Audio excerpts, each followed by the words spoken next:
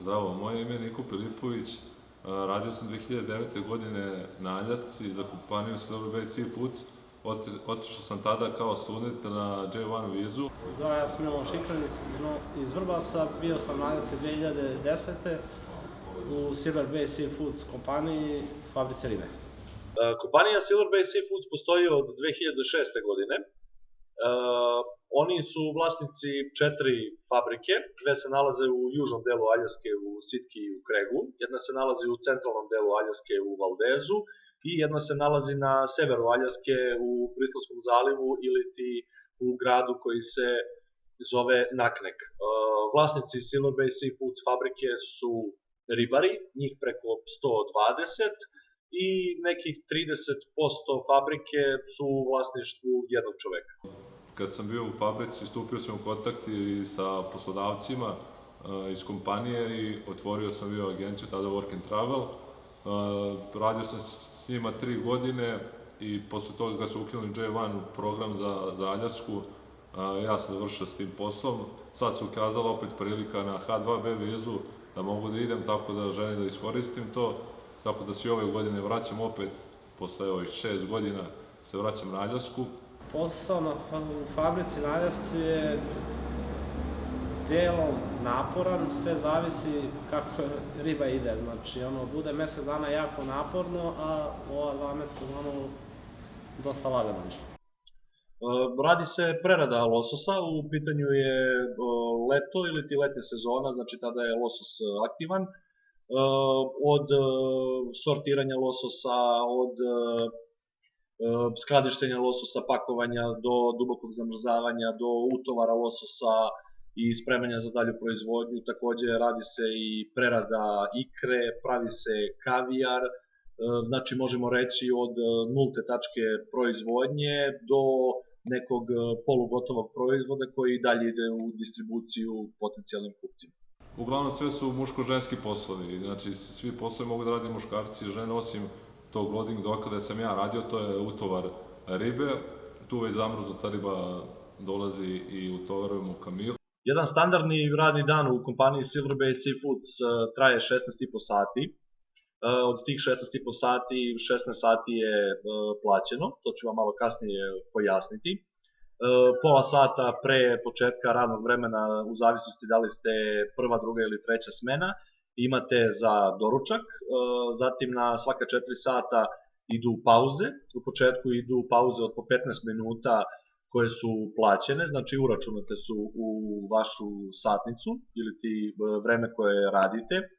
Imate jednu pauzu od 30 minuta za ručak, ona nije plaćena, tada se vi iskokujete i ne radite zvanično pola sata i posle 16 sati rada imate znači večeru i naravno posle toga ide se na odmor, spavanje, tuširanje, ko već šta poželi da radi u tom trenutku i sutra sve ispočetka. Bio sam 2009. u Kregu, to je bila tek novo otvorena fabrika Silver Bay Seafoodsa, znači sve fabrika je bila nova, sve je novo u njoj, dole fabrika je na 2 nivoa, iznad fabrike je, tako reći, taj sprat gde su smeštene sobe. Sobe su 3-krevetne, 4-krevetne, ima i bungala ispred fabrike, isto tu za radnike, sve u sklopu fabrike. Što se tiče smeštaja, znači u pitanju su klasični bungalovi, 2-krevetne, 3-krevetne, 4-krevetne sobe. Znači svi zaposleni žive zajedno u tim bungalovima, muški deo zaposlenih ima svoje toalete, ženski deo svoje. Hrana, znači zaposleni imaju 3 obroka u toku dana, nebitno je da li rade punu smenu, pola smene, plus užine i kantina je otvorena 24 sata dnevno, gde uvek mogu da se posluže sa toplim napicima, sa raznim grickalicama, slanim i slatkim, koje se nalaze tamo u kantini i nikada nismo imali problema da je falilo hrane, čak šta više bilo je hrane u izobilju i ljudi su mogli da uzimaju uvek šta god požele. Hrana je bila zadovoljavajuća, u sklopu $10 smo imali sve plaćeno, znači smeštaj, 3 obroka, kafu, obroke između pauza, to je za vreme pauza u toku smena. Hrana je odlična, doveli su bili 2-3 profesionalna kuvara što su 24 sata kuvali za sve radnike, hranu u izobilju, od sladoleda bukvalno što daju, pa do lososa, kavijara, svega.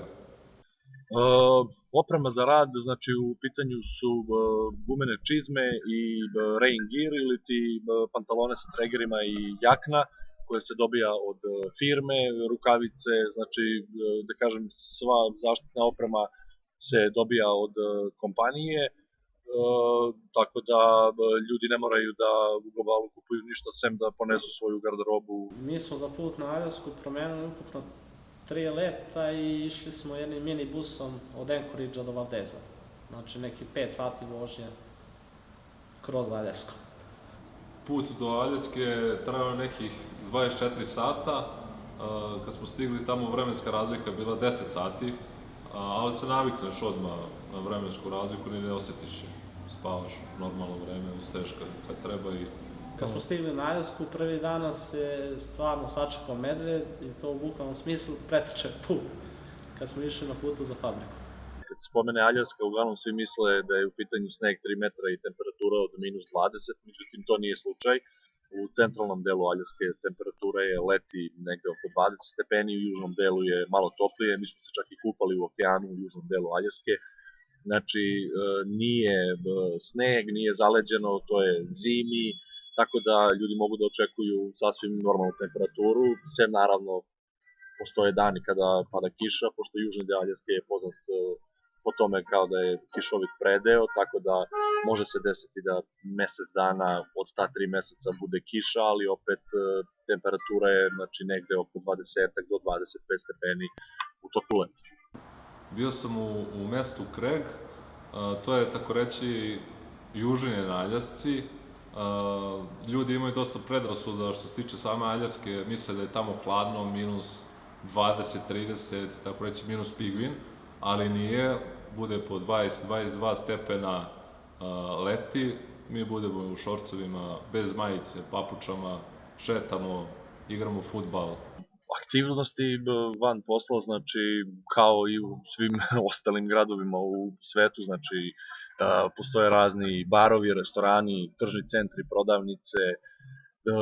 Mi smo se u fabrici isto dogovarali, organizovali smo razne dešavanja u toku sezone, logorske vatre, roštiljali smo, išli smo na planinarenja.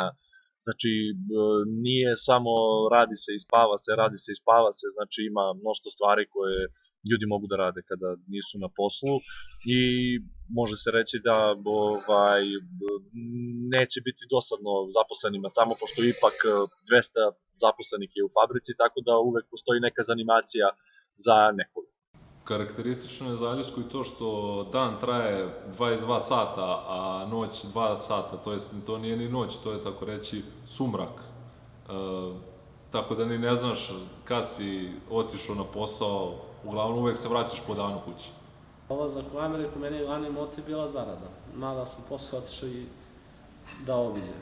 Što se tiče znači plaćanja, svaki dan posle 8 sati, svaki sat koji odradite, kompanija vas plaća 150% od satnice, ili ti, recimo, dajemo primjer, ako je satnica $10, prvih 8 sati ste plaćeni $10, zatim 9. sat vam nije plaćen $10, nego je plaćen $15. Kada od ponedeljka do petka u toku radne nedelje skupite 40 sati, sve preko toga vam je znači plaćeno kao overtime ili ti 150% od satnice. Znači recimo, ajde sad ovako da otprilike damo jedan po odrad od ponedeljka svaki dan po 10 sati. Znači vi imate 40 sati normalnog rada, to vam je plaćeno po normalnoj satnici, 10 sati vam je plaćeno po satnici od $15 i s tim da svaki sat koji odradite u subotu i nedelju vam je plaćen po satnici od $15, jer se zvanično vodi da ste odradili tih 40 radnih sati i ušli ste u klasični overtime. Nakon 3 meseca rada ostalo mi je $6.000, ali sam radio za satnicu 7.75, planiram ove godine opet da idem, pošto je i veća satnica. Najviše što su zaradili za tih 3 meseca sa satnicom od 7,75 je bilo između 14-15 hiljada dolara za 3 meseca. Oni su radili svaki dan 16 sati, to su studenti bili koji su se uglavili, tako reći, u kuhinju, pošto kuhinja radi 24 sata, oni su 3 meseca konstantno radili po 16 sati i zaradili su 14-15 hiljada. Vešera je isto, tako 13-14 hiljada, tu su devojke radile na pranju odeće u fabrici. Za ta 3 meseca na Aljasci bilo je ljudi koji su zaradili dosta više od mene, ali je bilo i ljudi koji su malo manje od mene zaradili. Neko zaradi manje, neko više, ali to je opet sve stvar od čoveka do čoveka, koliko želi neko da radi ili ne. Bio sam već jednom, planiram ove godine opet da idem i ne vidim drugi posao koji bi mogao da radim u Americi, bar ja. Jedan naš prijatelj je toliko impresioniran bio Aljaskom da je istetovirao samu prirodu na Aljaske i medveda kako hvata ribu dok leti. Toliko sam impresioniran Aljaskom da sam uradio tetovažu na levoj strani grudnog koša koju sam posvetio Aljasci, zato što te 2 sezone koje sam proveo tamo su mi bili najlepši vremenski period u mom životu.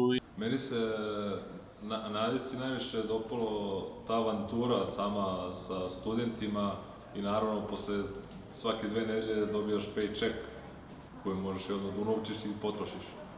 Toplo bi preporučio svim ljudima koji žele da se prijave za H2B program preko agencije United, da iskoriste ovu priliku i neće se sigurno pokajati ako odu na Aljasku u kompaniju Silver Bay Seafoods i provedu tamo 3 meseca radeći u fabrici lososa, čak šta više preporučujem svima da iskoriste ovu priliku i da se prijave i da se odazovu u što većem broju, zato što jednostavno jedno fenomenalno iskustvo koje će značiti mnogo. Planiram da idem i opet ove godine na H2B vizu, pošto evo posle 3 godine se ukazala i takva prilika, pošto nije bilo više studentskih viza, uzet ću neplaćeno u svojoj firmi, tako da 3 meseca nadam se da ću raditi na Aljasci. Jedva čekam da se ponovo vratim ako sve bude kako treba, naravno. Kompaniju Silver Bay Seafoods preporučujem svima koji žele da zarade nešto para, da odu u Ameriku da vide šta je to i koji vole prirodu. Aljaska je po meni ostala jako veliki utisak što se tiče prirode. To zelenilo, te šume, medvedi što dođu, pitomi su medvedi, nije da napadaju sad ljude nešto, dođu tako i čeprkaju po kontejneru pored vas, ali niko posle par meseci ne obraća se pažnje više na njih, tako da oni se i vrate.